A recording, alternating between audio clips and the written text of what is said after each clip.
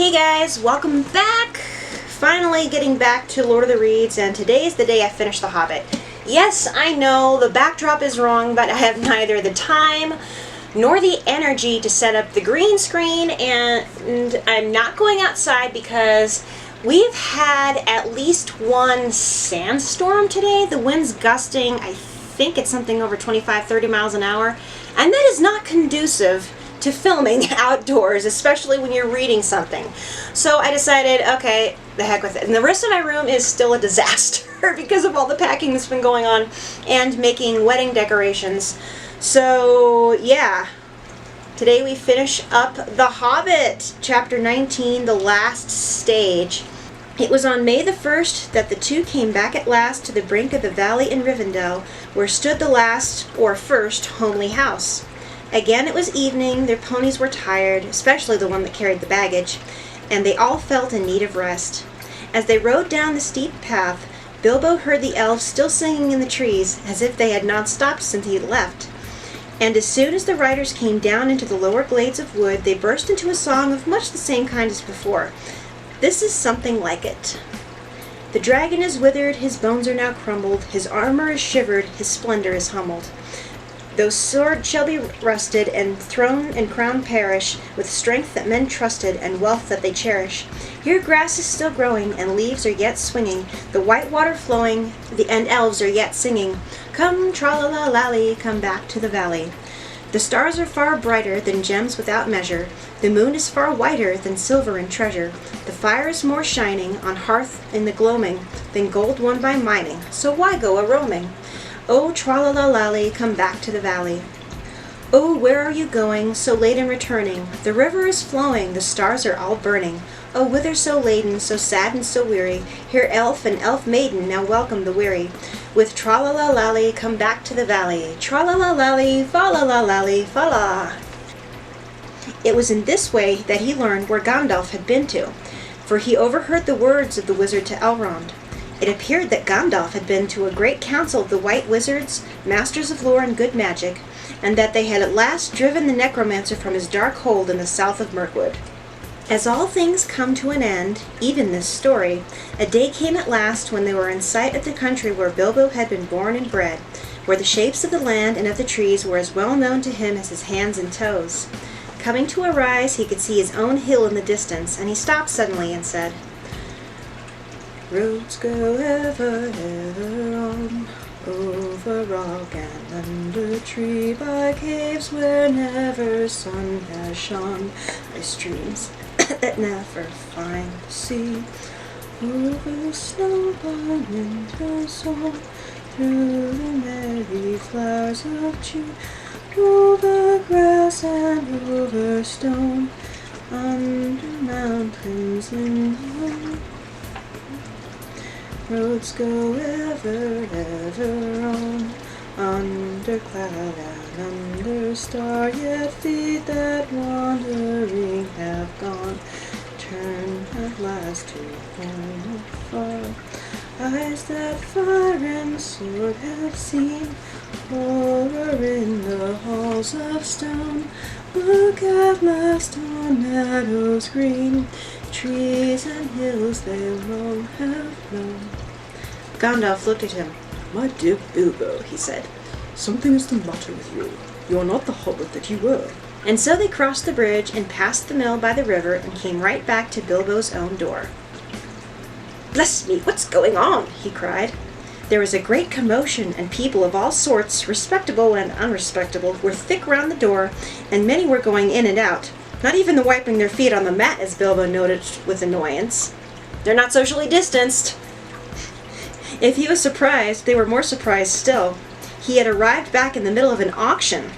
There was a large notice in black and red hung on the gate, stating that on June the 22nd, Messrs. Grubb, and Burrows would sell by auction the effects of the late Bilbo Baggins, Esquire, of Bag End, Underhill, Hobbiton. Sale to commence at 10 o'clock sharp. It was now nearly lunchtime, and most of the things had already been sold for various prices, from next to nothing to old songs, as is not unusual at auctions. Bilbo's cousins, the Sackville Bagginses, were in fact busy measuring his rooms to see if their own furniture would fit, In short, Bilbo was presumed dead, and not everybody that said so was sorry to find the presumption wrong. The return of Mr. Bilbo Baggins created quite a disturbance, both under the hill and over the hill and across the water. It was a great deal more than a 9 days' wonder. The legal bother indeed lasted for years. It was quite a long time before Mr. Baggins was in fact admitted to be alive again. The people who had got specially good bargains at the sale took a deal of convincing, and in the end, to save time, Bilbo had to buy back quite a lot of his own furniture. Many of his silver spoons mysteriously disappeared and were never accounted for. Personally, he suspected the Sackville Bagginses. On their side, they never admitted that returned Baggins was genuine, and they were not on friendly terms with Bilbo ever after. They really had wanted to live in his nice hobbit hole so very much. Indeed, Bilbo found he had lost more than spoons. He had lost his reputation. It is true that forever after he remained an elf friend and had the honor of dwarves, wizards, and all such folk as ever passed that way, but he was no longer quite respectable.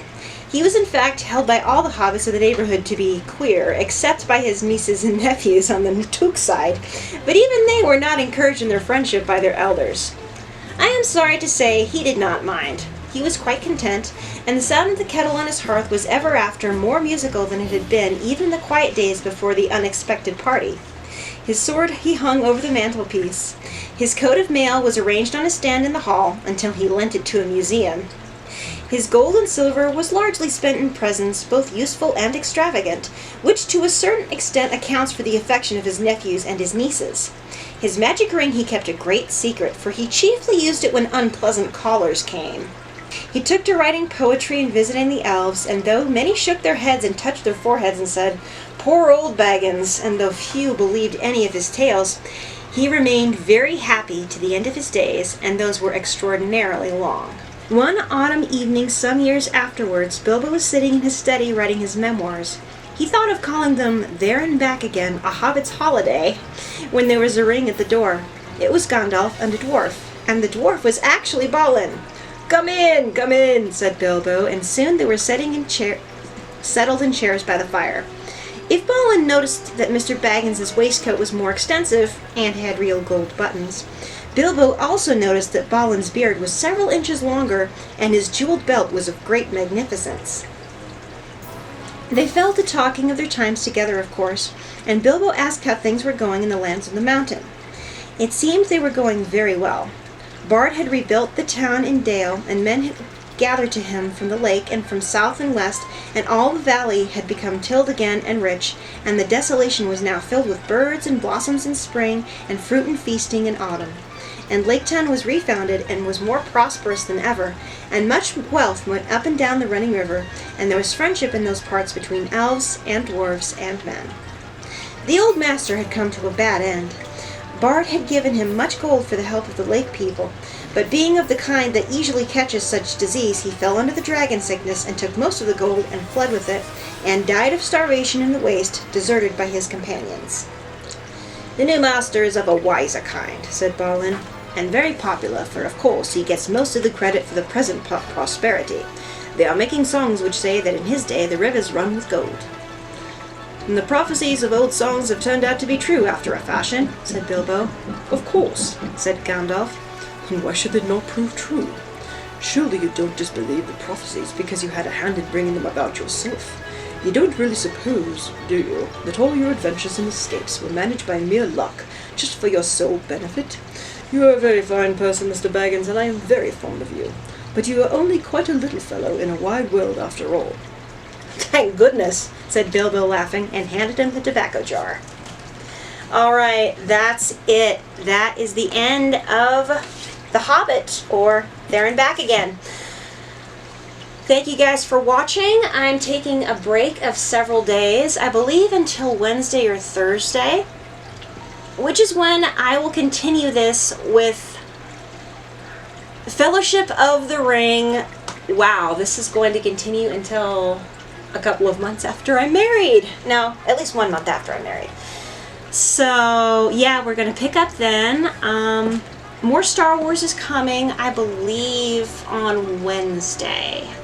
I will make an attempt at it to do more Star Wars on Wednesday, but once again, No promises. Thank you all so much for your understanding. If you want to see more family-friendly, geeky content, please click that little subscription button down below, and don't forget to check out the links in the description box. Again, I am no longer accepting packages on Saturday the 25th. So please be aware of that. The post office box will be closed to anything else for the Clumsy Jedi. Anyway, question of the day. Those of you who have read The Hobbit, which chapter is your absolute favorite and why? Go ahead and post a comment.